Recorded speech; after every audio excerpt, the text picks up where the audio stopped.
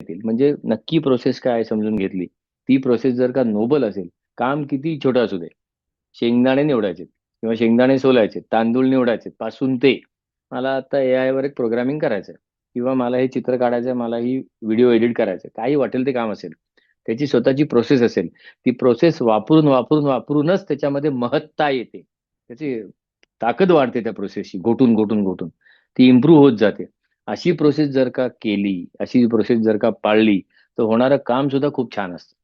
आणि त्या कामातनं जो आनंद असतो ना, तो तुमच्या वागण्या बोलण्यात दिसायला लागतो, तुमच्या चेहऱ्यावर दिसायला लागतो, तुमच्या कामामध्ये दिसायला लागतो, जे करताय त्याच्यात दिसायला लागतो. असं झगझगतं ते.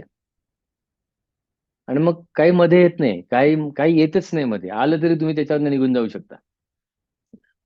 इतकं सोपं आहे ते आणि हे आपण अनुभवतो. कारण इंटेन्शन जर का तसं असेल ना, की अरे याच्याचसाठी मी आलोय. काम माझा खेळ आहे. माझा व्यवसाय माझा खेळ आहे. तिथे उत्कृष्टता साधायचीच आहे. पण त्या उत्कृष्टतेची इंटेन्शन काय आहे? अरे आतमधली इन्फिनिटी.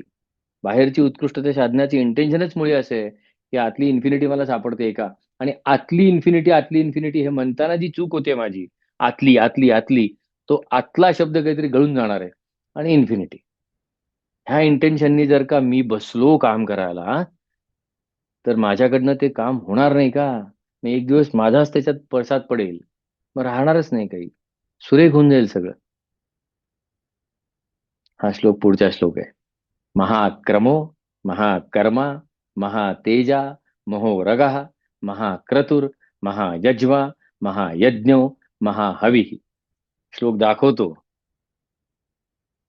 आणि पहा. स्टेप 1, 2, 3, 4, 5, 6, 7, 8. महाक्रमो, महाकर्मा, महातेजा, महोरगा, महाक्रतुर, महायज्वा, महायज्ञो, महाहवी.